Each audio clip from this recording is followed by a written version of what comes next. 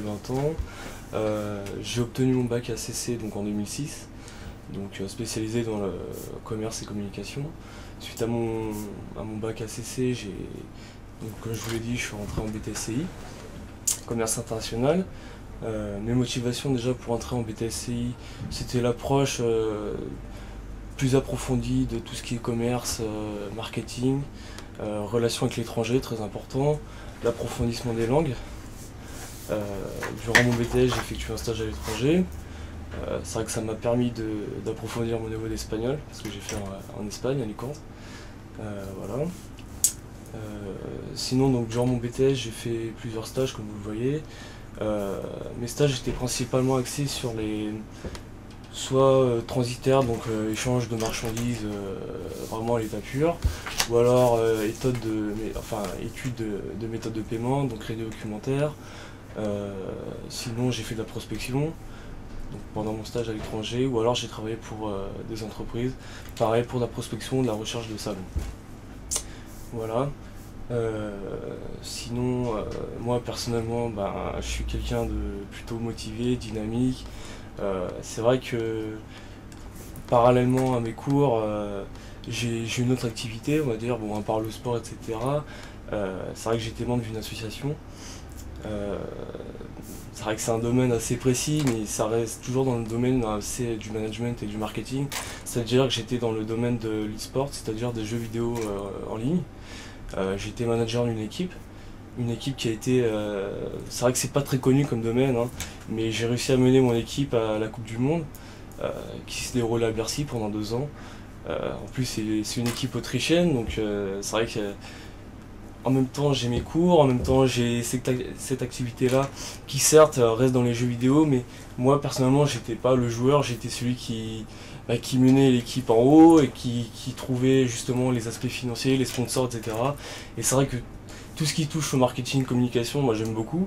Que ce soit pour les cours ou dans un autre domaine, moi, il n'y a vraiment aucun problème. Je suis motivé dans les deux cas. Et voilà.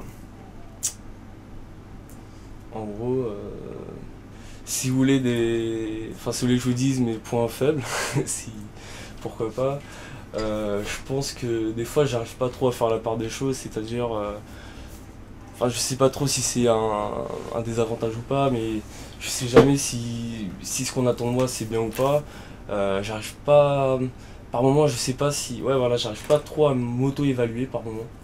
Je pense que quand on fait un travail, il faut savoir bien s'auto-évaluer. Et moi, des fois, j'arrive pas trop. Faut toujours que quelqu'un me dise si c'est bien ou pas, etc. C'est vrai que ça, c'est un point faible. Sinon, voilà.